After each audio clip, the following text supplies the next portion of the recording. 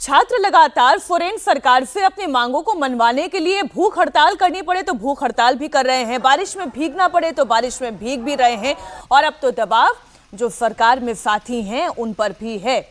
राहुल गांधी की बात करी उमेश, छात्रों को मदद का भरोसा वो दे रहे हैं, लेकिन फोरेन सरकार की तरफ से छात्रों को कोई ठोस अभी तक जवाब मिला नहीं है। उधर छात्र अपनी मांगों पर अड़े हुए हैं। वो कह रहे हैं कि सरकार के गुरूर को जब तक तोड़ेंगे नहीं तब तक छोड़ेंगे नहीं।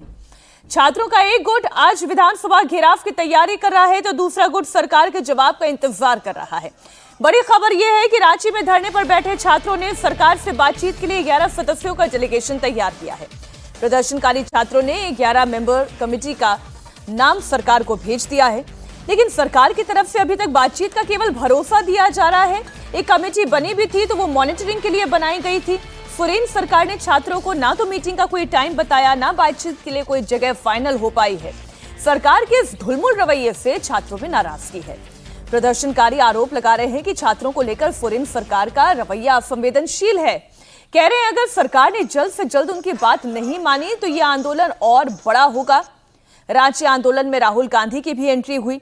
राहुल गांधी ने प्रदर्शनकारी छात्रों से फोन पर बात की, मदद का भरोसा दिया, लेकिन राहुल गांधी के इस भरोसे के बाद भी फोरेन सरकार की तरफ से अब तक बातचीत को लेकर कोई न्योता क्यों नहीं आया? ऐसे में राहुल के भरोसे पर भी छात्र सवाल उठा रहे हैं। कुछ रिएक्शंस हैं, कुछ तस्वीरें हैं। भूख हड़ताल पर बैठे हुए छात्र हैं। मांग एक है कि सीबीआई जांच हो, अकाउंटेबिलिटी तय हो। वही मांगे हैं जो जंतर मंतर पर भीषण बवाल जो आपने देखा था, आज झारखंड से ऐसी ही तस्वीर सामने आ रही है और अब सवालों के घेरे में अजीजी राहुल गांधी हैं और फोरेन सरकार है। बिल्कुल, ये आप देखिए ये कैसी आयरनी है, या मतलब कितनी हास्यास्पद बात है कि राहुल गांधी छात्रों को फोन करके कह रहे हैं कि हम आपका समर्थन कर रहे हैं। फोरेन जी को कॉल करिए ना। ये तो ऐसी बात हो गई जैसे नरेंद्र मोदी की सरकार का कोई मंत्री फोन करके कहता है यहाँ जंतर मंतर पर कि हम आपके साथ हैं। ऐसा नहीं कहना है। आपको फैसला करना है, आपको डिसीजन करना है। आप डिसीजन मेकर हैं। आपके खिलाफ आंदोलन हो रहा है।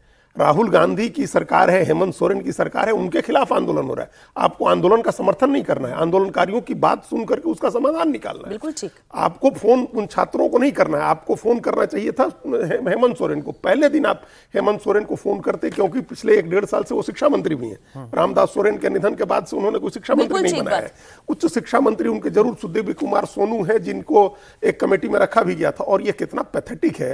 कल हम लोग यहाँ बात कर रहे थे और जो राधाकृष्ण किशोर दिख रहे थे, जो कह रहे थे कि अभी तक सरकार ने कोई कमेटी नहीं बनाई है, वो ऐसे कह रहे थे जैसे कोई बात नहीं है। मतलब छात्र आंदोलन पर बैठे हैं, एक व्यक्ति भूख हड़ताल पर बैठा हुआ, एक नौजवान छात्र, और ये कोई बात नहीं है, हमने कमेटी नहीं बनाई है। मैं कह रही हूँ सर, केवल एक नहीं, अब तो ये संख्या 5 की हो गई है। 5 लोग भूख हड़ताल पर बैठे हुए हैं और अभी तक आप मॉनिटरिंग कमेटी बना रहे हैं।